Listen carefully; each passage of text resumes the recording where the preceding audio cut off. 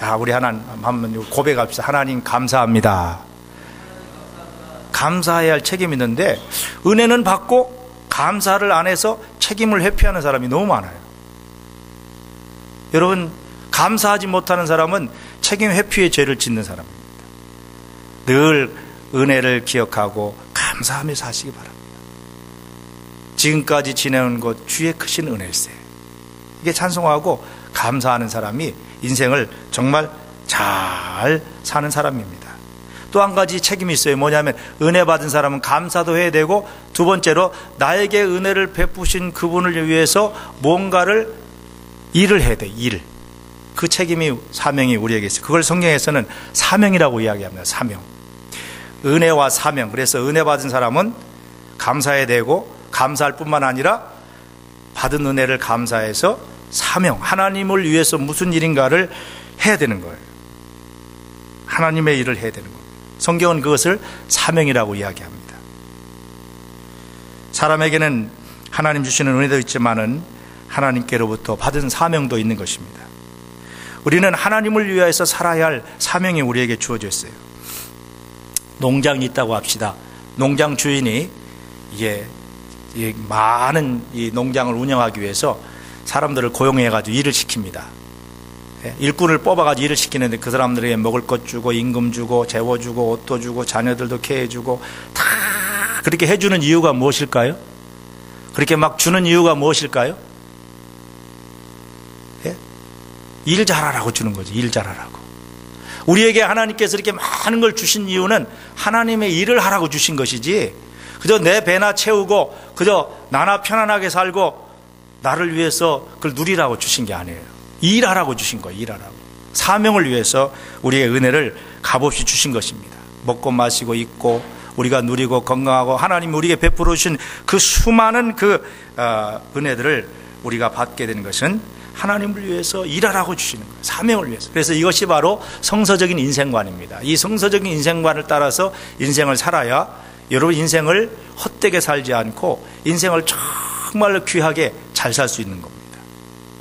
만약에 이런 성서적인 관점에서 인생을 이해하고 인생을 살지 아니하면 그 인생은 허무한 인생이 되고 무가치한 인생이 되고 마는 것입니다. 세상에서는 많은 것을 얻고 누리고 세상에서는 많은 사람들에게 명성을 얻어도 이 성서적인 인생관과 가치관을 따라 살지 아니하면 그 인생은 무가치한 허무한 인생이 된다는 것입니다. 요한일서 2장 16절에 17절 말씀에 보면 이는 세상에 있는 모든 것이 육신의 정욕과 안목의 정욕과 이생의 자랑이니 다 아버지께로 쫓아온 것이 아니요 세상으로 쫓아온 것이라. 이 세상도 그 정욕도 다 지나가되, 한번 따라 합시다. 오직 하나님의 뜻을 행하는 이는 영원히 거하느니라. 하나님의 뜻을 행하는 것이 영원히 거한다. 가장 영원하고 가장 가치 있고 가장 귀한 인생이 된다는 것입니다. 그 은혜를 받았으면 하나님의 일을 위해서, 사명을 위해서 살아야 그게 가치가 있다는 거예요. 어떤 돈이 많은 분이 세상을 떠났어요. 그 아들이, 아버지가 세상 떠난 후에 묘지에다 비석을 하나 세우는데 비석에다가 아버지의 인생에 대해서 한마디로 평가해가지고 쓸 글귀가 생각이 안 나는 거예요. 그래서 시인에게 찾아가서 우리 아버지가 평생을 이렇게 살았는데 우리 아버지의 인생을 딱 요약해가지고 비석에다 쓴다면 뭐라고 썼으면 좋겠습니까? 그러니까 이 시인이 당신의 아버지가 어떻게 인생을 살아왔는지 내가 모르니까 당신의 아버지의 일생 살아온 길을 좀 이야기해 주십시오. 이 이야기를 해줬어요. 뭐라고 이야기해 줬냐면 우리 아버지는요, 할아버지가 돈이 많아가지고 유산을 많이 물려줬는데 그 유산 가지고 편안하게 먹고 편안하게 쓰고 편안하게 살다가 편안하게 죽으셨습니다. 그렇게 이야기를 해줬어요. 그러니까 이 시인이 사흘 후에 오라고 비석에 쓸 글을 내가 알려주겠다고. 그래가지고 사흘 후에 갔더니 이렇게 쓰라고 그랬대요. 태어나다 먹다 죽다. 여러분 인생이 그렇게 평가되기를 원하십니까? 여러분의 자녀들이 여러분 평생의 인생을 한마디로 요약해가지고 비석에다 쓴다면 뭐라고 쓰시겠습니까? 그래도 적어도 우리 아버지 어머니는 하나님을 사랑하다가 돌아가셨다, 그렇게 쓰든지, 우리 아버지 어머님은 정말 주의 일을 위해서 열심히 살다가 돌아가셨다, 여러분 뭐라고 여러분 비석에 쓰이기를 원하십니까? 여러분의 자녀들이 여러분의 인생을 평가할 때 뭐라고 평가하고 한마디로 딱 쓸 수 있겠느냐는 거예요. 우리 아버지 어머니는 평생을 기도하다가 인생을 마치셨다. 그런 것도 멋있겠죠? 한번 좀 생각해 보세요. 생각해 보세요. 우리 아버지는 유산 많이 물려받아가지고 잘 먹고 잘 살다가 편안하게 돌아가셨다.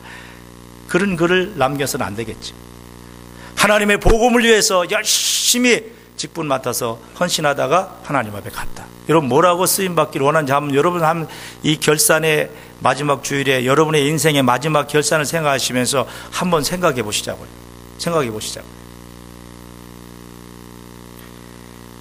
절대로 태어나서 먹다 죽었다 이런 글은 남기지 마시기 바랍니다. 한 사람도 그런 사람이 없을 줄로 믿습니다. 여러분 하나님께서 우리에게 주신 모든 것은 왜 주셨을까요?